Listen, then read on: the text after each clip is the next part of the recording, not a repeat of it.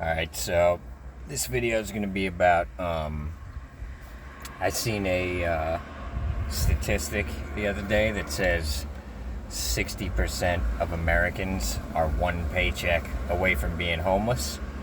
And it's an astounding statistic when you think about it because, well, I don't have my mic today. I can't find it.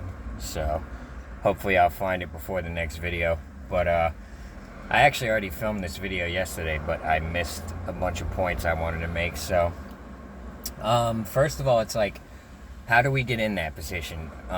We live in one of the most richest, resource-filled countries on earth. There's absolutely no reason that anyone should be anything but wealthy, and that's the reality of it.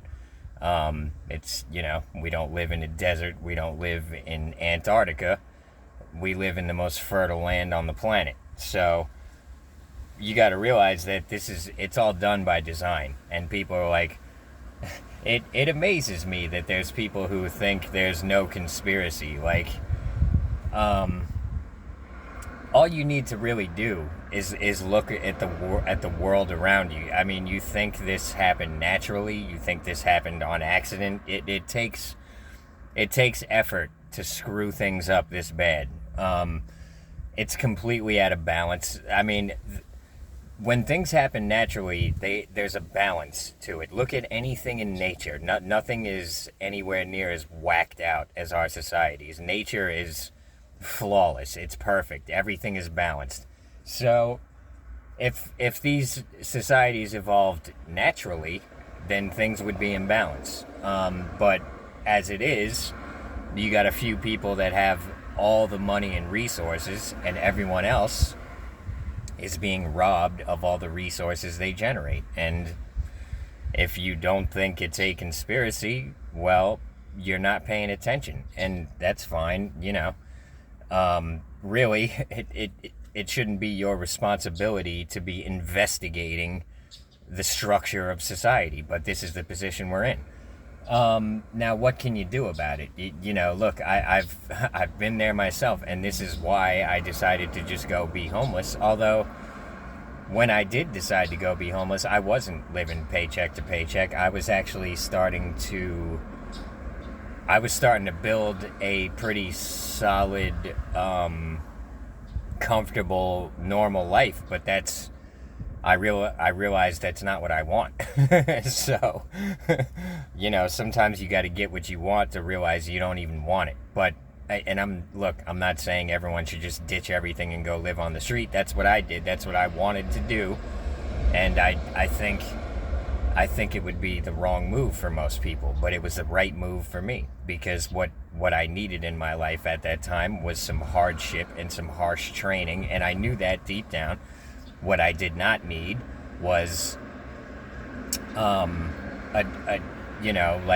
menial job doing simple menial tasks and being paid just enough to maintain a crappy apartment and a lifestyle that I didn't want. I didn't want to be waking up at 5 a.m. every day, getting home at 6 p.m. every day, and devoting my entire life to doing menial tasks for eventually what would have been a middle-class income, but no more and no less. I would have been, it's not what I wanted. If that's what you want, more power to you. That's not what I wanted. I wanted everything or nothing. And that's where I'm at still. I want everything or I want nothing. You know what I mean? That's how I feel at this point. I lived the normal life long enough, towards, like I said, when I did ditch everything, I was on my way to being not paycheck to paycheck, but I wouldn't have had enough money to really do much, you know what I mean? Any type of little hiccup would have thrown everything off for me. I would have been able to save up maybe a couple of $100 a month. So after 10 years, I would have had a couple of $1,000 saved up. And at that job, they did away with the pension and they gave us a 401k, which the way the economy's going, they may as well just. I made the right move, if you ask me. I realized that the people running this society cannot be trusted. They want me to just devote my life to doing menial tasks for a little bit of money, and I decided I'm not doing that. I'm doing something else, and I don't care what it is, even if it's being homeless on the street. I'm a creative person. I know how to make money on the street. I'd rather take my chances. That's what I did. I'm not saying that's what you should do, but here's what you should do is stop. You need to aim higher.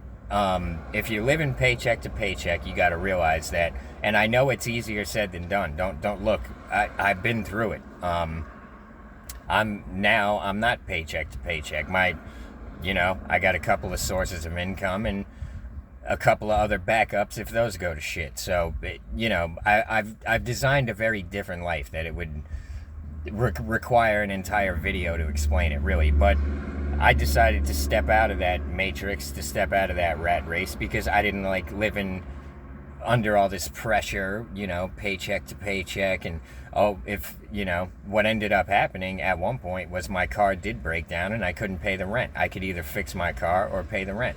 I fixed my car, and at that point I couldn't afford an apartment anymore. I went and rented a room. But after a lifetime of devoting myself to trying to work and live like a normal person, and then where did I end up? You can either fix your vehicle or you can ditch your apartment. It's like one or the other. You can't, after a lifetime, I was only in my early 20s at this point, but I had devoted my entire life to this society, to the societal norms, trying to be a normal person, and look where it got me. So that was a real kick in the nuts, and that's what really started changing my thinking. I was thinking to myself, this is wrong. It's not like I wasn't, it's not like I was out extravagantly spending all my money. I was living, frugally, I guess you could say. I mean, I eat good food. I always have. I'm not going to eat McDonald's 3 times a day. You know what I'm saying? My health is more important than my money. I always eat good. But, I realized that I played along with their game, and it got me absolutely nothing. I had nothing to show for it. I had an apartment that wasn't mine. As soon as I can't afford the rent, they take it from me. All the furniture in there just wasn't mine, because as soon as I couldn't pay the rent, it all went away. Everything just got swept right out from under me after devoting my entire life to try to be normal. So I realized it's a zero-sum game. You either lose everything or you maintain very little. It's one or the other. You're never going to get ahead. That was my attitude towards it. So I said, I'm not going to spend my entire life struggling to maintain some little shitty apartment that it doesn't even matter to me. And at this point, I'm so used to living in unconventional ways. Even if, I'll tell you one thing, even if I had $10 billion right now, I wouldn't go rent an apartment and sit in there. Maybe I'd have an apartment rented somewhere, but mainly I'd be in a real nice built-out truck traveling around the country. That's what I'd be doing, because I don't really want to just sit in one place right now. That's not what I'm interested in doing. I'm doing that right now because I'm waiting on my car to get fixed, and then I'm not sure if I'm going to build it back up and live in it, or if I'm going to sell it and buy something else to build up. We'll see. We'll see how it runs when it gets fixed. So, but here's the thing. There's another quote I seen one time, and it said, hopefully I get it right. It said, the problem with most people is not that they aim too high and miss. It's that they aim too low and they hit the target. That's the problem. That's a lot of people have that problem. You don't realize how powerful perception is. This is why my last video about brainwashing, it's the reason they need to control the entertainment and media industries is because they need to control your perception, because they need to get you into the position where you are always one paycheck away from being homeless. This way, you're going to be the drone that they want you to be. Now, instead of being the drone they want you to be, that's just barely getting by, and you can't do nothing, because if you make any slight misstep, you're going to be out on the street. You got to, instead of, here's the thing, there was a thought occurred to me at one point when I was younger, and it's, what do you want? And I was thinking to myself, what I want is to not be poor and to not be homeless. And then the voice in my head would say, no, that's what you don't want. What do you want? And it really got me to thinking, because up until that point, I was focusing on what I don't want. What I don't want is to be poor and homeless. And you know what? The whole time I was thinking that way, I was on the verge of being poor and homeless. So once you got to stop focusing on what you do not want and start focusing on what you do want. What do you want? And you also need to realize that nothing can stop you. If you are determined, nothing can stop you. So my advice is, don't aim to just not be homeless. Aim to what you want. What do you want? Do you want a mansion? Aim at that. Don't aim at not being homeless. You want to be rich and famous? Aim at that. Don't aim at not being homeless. I know it's easier said than done, but what you got to realize is, once you shift your state of mind like that, there's like a word for it. It's thinking abundantly or whatever. And I got to say, it works. Once you got to shift your perception. They've controlled your perception to this point with a bunch of nonsense that has you thinking that struggling is normal. It's not normal, especially in a place like this. So, I know it's easier said than done. I'm not saying it's easy. Nothing is easy. You know what I mean? What you got to do is forget about, you're not going to be homeless. If you're absolutely determined to not be homeless, it ain't going to happen. The only way it's going to happen is if you let it happen, like I did. I got tired of running from it, and I realized that once it came down to it, I could have this comfortable, low-vibe life where I'm working. All my time is gone. I was working at the horse track at Belmont on Long Island. A great job, an easy job where I liked everyone I worked for, and I liked everyone I worked with. We had a lot of fun in there. But what I realized was I wanted more out of life. I wasn't going to just sit there until I'm 50, 60 years old and then just, I don't know, do nothing. Do what? Sit in whatever little crappy little apartment I put together after 20, 30 years of my life. I just wasn't having it. I realized after a year at that job that this is comfortable, this is easy. That's not what I'm looking for. I want more. I want a lot more. And if I can't have a lot more, there ain't much difference between this and nothing. So that was my state of mind. I've been playing chess my whole life, and I play life like I play chess. I'll sacrifice my queen. I'll sacrifice everything. It doesn't, if I lose big in chess. I tend to like speed games because I don't like, I lose interest in the game when people are taking 15 minutes to make a move. In my opinion, anyone can sit there if they're willing to devote the effort and energy and think 50 moves ahead. That's boring to me. I want speed games. I want pressure on you, and I want pressure on me. This is how I like to play chess. And I play very aggressively right off the bat. I'm putting pieces out there. My queen comes out early when I'm playing speed chess. I play very aggressively, and I do the same with life. Like, it took me a while to get to that point where I used to play life very conservatively, and I'd cling to whatever little piece of shit job I could get, and I'd hang on to it like my life depended on it. As I got older and started realizing that I was playing life too conservatively, I started throwing out some big pieces and taking big risks and taking big losses because I wanted big gains. So, and now, I gotta be totally honest, the only thing stopping me right now from making a lot of big things happen is I'm not even sure I want them.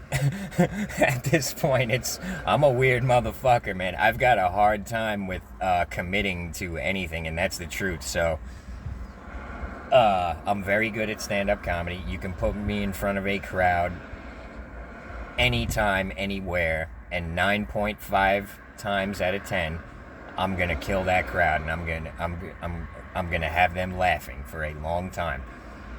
That's a very valuable skill, and you know, I sooner or later I'm gonna have to just go put myself out there, and that's what it is. But here's the thing that's making me hesitate is, in order to succeed in comedy, you gotta have a certain level of fame, which it just comes with it. And here's the problem with that: there's no one doing it. Once you're known, you can't change that. So that's one of the things that's got me a little hesitant. But you know what? Look, sooner or later, I'm gonna do what I gotta do. You know what I'm saying? Just watch me. People think I'm bullshitting. Watch what I do. But my whole point for this video is don't aim low, aim high. And you know what? If you don't get it, which you will get it if you're determined, and I'm telling you, whatever you want. Look, I see a lot of people in stand-up comedy, and I'm thinking to myself, he thinks he wants to be a comedian, but that's not really what he wants. What he wants is to be famous. And here's the thing: there's better ways to go about being famous than doing stand-up comedies. But I don't go interfering in people's lives and shit, but I sit there thinking to myself, I'm like, he would be better off going the acting route or whatever, because stand-up is hard for a lot of people. It's not that hard for me because I write good jokes, but for someone who just wants to be famous, the stand-up comedy grind is probably the slowest, most inefficient way to do it. There's better ways to go be famous. If all you want to do is to be famous, just act a complete fool and go viral. Like, you know, there's people. It's not hard to go viral if you're willing to act like an absolute clown and a moron and throw your dignity and respect out the window. If all you want is fame, that ain't hard to get. Is that all you want? That's, you know, I guarantee you, you may think you want that, but I have a feeling 9 out of 10 people would get it and be like, I don't want this shit. You know what I mean? The only upside to fame is money, and there's better ways to get money than being famous. So, you know, here's the thing: it's not hard to get what you want. What's hard is figuring out what you want. So they got everybody in this low vibe, low state of mind where they think all they want is to not be poor and homeless. That's not what you want. That's what you don't want. You're focusing on what you don't want. Figure out what you want. That's the hard part, is figuring it out. Once you figure it out, it's just a matter of making it happen. And that's just a matter of arithmetic. Yeah, I've got to give up this to get that. I've got to, you know, if you're willing to do whatever it takes to get whatever you want, you're gonna get it. My advice is, don't be dishonest, don't lie, don't cheat, don't steal. That makes things harder for sure, but it also makes things worth it. There's no shortcuts. You know what I mean? You can take all the shortcuts you want. You end up in the wrong spot 9 times out of 10, you know, in life. So, I mean, you know, look at Andrew Tate. In my opinion, he took a lot of shortcuts by screwing a lot of people out of money. It's, you know, the people are going to do what they're going to do, but there's a price to pay. So what you got to realize, there is order and balance in the universe. This reality, this whatever you want to call it, there's order and there's balance. So if you want details, go on my Patreon, but there's order and balance. So if you're willing to make the sacrifices, you're willing to put in the work, there is absolutely no reason for you to be struggling. The only reason, this might upset a lot of people, but the only reason a lot of people are struggling is because they're allowing that to happen. And I'm speaking from experience. Once I decided to to deal with any hardship in order to have money in my pocket. I've had money in my pocket ever since. When I was homeless on the street, I'd be walking around with $1,000 in my pocket. You know what I mean? So, having money in my pocket is more important for me than comfort and security, because if I got money and resources, I can make things happen. I don't care where I'm at. I can make shit happen. So everyone's different. You can't just do what other people do and expect it to work for you, because you're not them. You got to do what works for you. So whoever you are, whatever situation you're in, I do believe everyone can escape the matrix. Everyone can escape the rat race. It's just, you got to be brutally honest with yourself and play to your strengths and work with your weaknesses, but everyone can do it. If I can do it, anyone can do it. So, look, God doesn't want you to struggle. The people controlling this whole matrix want you to struggle. They need you to struggle. They need you scared. They need you weak, and they need you living one paycheck away from being homeless. That's where they want you. So you got to stop letting them manipulate you and start manipulating yourself. What's that line from The Departed? I don't want to be a product of my environment. I want my environment to be a product of me.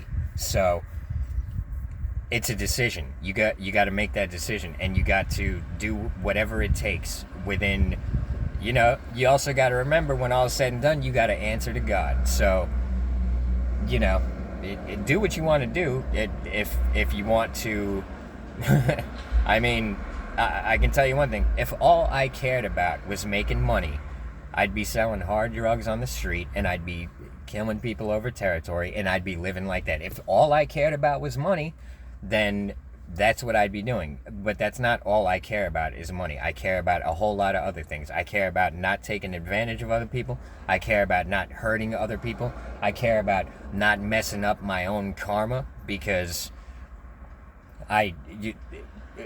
if your karmic debts are kind of evened out or whatever, then everything that happens in your life is going to work out in your favor. So, you got to realize that you can't just go around doing terrible things and expecting things to work out in your favor, because it never really does.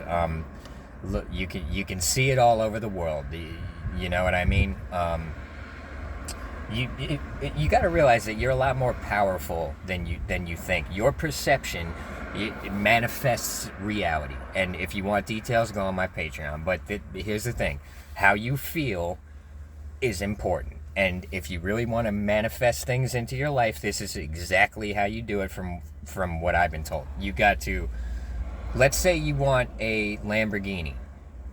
You've got to imagine exactly how you would feel sitting in your Lamborghini that you bought. How exactly would you feel? Feel that feeling. And that feeling is going to draw it to you. So this is how you manifest things. This is what I heard. And so, go on my Patreon if you want the details. But my point here is, you got to stop letting them control your perception and start controlling your own perception. You got to aim for what you want. Don't aim for what you don't want. Don't focus on what you don't want. Focus on what you do want. Shoot way past just not being poor. You know what I mean? You gotta expect more than that, and you deserve more than that, and you're gonna get more than that if you are determined. So it's all up to you, man. You know what I mean? I understand everything is rigged against us, but you are more powerful than you realize, and you can plow straight through it. Lots of people have done it. Look at Conor McGregor. Look what he did when he was determined. He ran straight through the featherweight division, and then ran straight through the lightweight champion, and then fought Floyd Mayweather and got his $100 million, and at that point, he stopped giving a shit. Whether he can admit it to himself or not, that's another story. But he got what he wanted, and and that was that. So, you know, when I was determined with stand-up comedy, what happened with me was I got to the final four of a major competition in New York City. It was the March Comedy Madness in 2010. I got to the semifinals. I lost to Sam Morrill. What happened at that point was I was content, and I stopped giving a shit.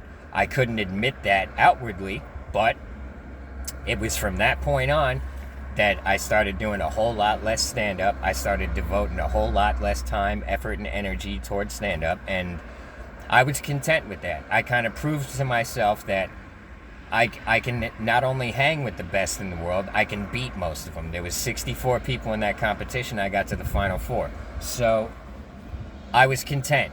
I'll never forget it. It was like the happiest I ever been. Even though I lost the semifinals, Sam Morrill's a great comic. If you're going to lose to someone, that's the one you want to lose to. But I was content. When I left there, I got a slice of pizza on my way to Penn Station, and it was probably one of the happiest moments of my life. And I just felt I didn't even care at that point about stand-up, to be totally honest. I still continued to pursue it for about another year, but after that, I kind of just dropped off the scene, and, well, now I'm back at it. But I was content. And so, you know, I wasn't as determined. It's hard to explain, but I had kind of proven to myself that, yeah, I can do anything. And after that, I was just like, anyways, I was kind of content for a little while. But it's time for me to stop being so content, I think. But yeah, here's the thing: reality is what you make it. I know it's, you know, sometimes it's a bitter pill to swallow, but it's, you know, the truth sets you free. So if you can deal with harsh truths, and you can look, you can't control everything, but you can control a lot of things, and your state of mind is one of them. And if your state of mind is, you know, pussyfooting around, I don't want to be homeless, it's not going to get you that far. If your state of mind is, I want this, and nothing is going to stop me, you'll get it. And watch what I do, and I'll show you. So, anyways, I appreciate every single one of you. Thanks for the likes, comments. Thanks for the Patreons. Really appreciate yous. And thanks for the tips, Venmo, Cashapp, PayPal. And, yeah, appreciate every single one of you, and I'll see you on the next one. Everybody have a good one.